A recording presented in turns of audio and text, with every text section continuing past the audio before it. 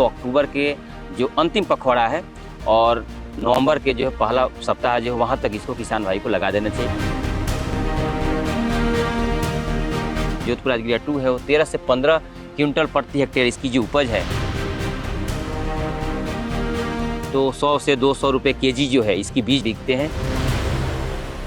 प्रधानमंत्री नरेंद्र मोदी जी ने जो 109 वैरायटीज़ को जारी किया आईसीआर में, उसमें से जो मिलेट्स की वैरायटीज़ थी उसमें से एक है राजगीरा। अब ये राजगीरा क्या है, इसके बारे में जानते हैं डॉक्टर मिथिलेश कुमार से, जो इस पे रिसर्च कर रहे हैं जोधपुर एग्रीकल्चर यूनिवर्सिटी में। और हम एक मिलेट के खेत में ही खड़े हैं, इनके हाथ में ये राजगीरा है।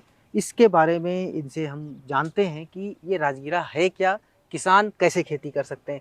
डॉक्टर साहब, ये जो राजगीरा है इसको कितना महत्वपूर्ण है और किसान अगर उगाए तो इसकी खेती कैसे करे, कब करे, इसके बारे में बताइए। माननीय प्रधानमंत्री मोदी जी ने 11 अगस्त को भारतीय कृषि अनुसंधान संस्थान पूसा न्यू दिल्ली से 109 वैरायटी जारी की।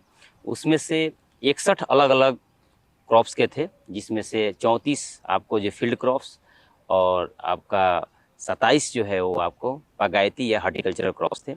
इसमें से जो 4 फसल है क्षमतावान फसल, जिसमें से राजगीरा की फसल थी, जिसको हम लोग ग्रेन एमरेंथस चौलाई भी बोलते हैं। अलग अलग जगह से थे, लेकिन हम पूरे राजस्थान से एक वैरायटी है जोधपुर राजगीरा 2, जिसको डेडिकेट किए पीएम ने। जी, मैं बता दूं कि ये राजगीरा जो है एक छद्म अनाज है, एक सूडो सीरियल है, और इसी से इसको छद्म अनाज बोलते हैं, क्योंकि इसको अनाज की तरह यूज करते हैं, उपयोग में इसका अनाज की तरह होता है। इसको लगाने के लिए हमारे यहाँ जो मैदानी भाग है, जैसे गुजरात है, राजस्थान है, मध्य प्रदेश है, छत्तीसगढ़ है, झारखंड है, उड़ीसा है, उत्तर प्रदेश है, यहाँ पर इसको हम लोग रबी फसल के रूप में लगाते हैं। मतलब कि इसको अक्टूबर के जो अंतिम पखवाड़ा है और नवंबर के जो है पहला सप्ताह जो है वहाँ तक इसको किसान भाई को लगा देना चाहिए, क्योंकि उसके बाद लगाने से इसकी उपज में काफ़ी जो है कमी आती है।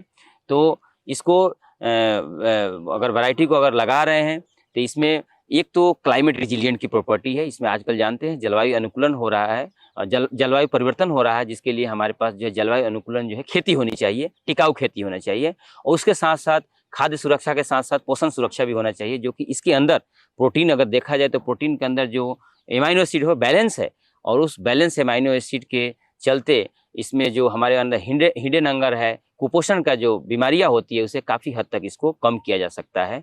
तो इसको लगाने से एक तो आय में वृद्धि है, दूसरा इसमें क्लाइमेट रिजिलियंट की बायोफोर्टिफाइड क्रॉप है, क्योंकि इसके अंदर जो है न्यूट्रिशन जो है रिच है, और इसमें कुपोषण को कम किया जा सकता है। राजगीरा से क्या क्या बना सकते हैं, खाने में कैसे उपयोग किया जाता है? जी, मैं आपको बता दूं कि अगर नॉर्थ इंडिया में अगर देखा जाए तो इसको जो है चौलाई साग के तरह करते हैं, लेकिन हमारे यहाँ जो है ग्रेन पर्पज़ के लिए है। इसकी ग्रेन जो बीज होते हैं, जो दिखाई दे रहा है आपके पास, इस बीज को जो है इसको आटे बनाकर, और इससे जो हलवा, इससे जो है सीरा, इससे जो है कुकीज, इससे बिस्किट, इससे जो है नमक पड़े, शक्कर पड़े, जो भी है, या इसके आटे को अगर गेहूं के साथ आटे के साथ मिलाते हैं तो आजकल मल्टीग्रेन आटा मिल रहा है सुपरमार्केट में, आप देख रहे हैं। वो कुछ नहीं, वो इसका किनोवा और जो बहुत सारे जो माइनर मिलेट्स है उसकी जो है आटे को मिक्स करके करते हैं, क्योंकि इसके अंदर न्यूट्रिशन जो होता है बहुत ही, इसको न्यूट्री सीरियल के कैटेगरी में या इसको जो है सुपर फूड के कैटेगरी में रखा गया है। और ये 1 एकड़ में कितना पैदा हो जाता है, इसका मार्केट वैल्यू क्या होती है,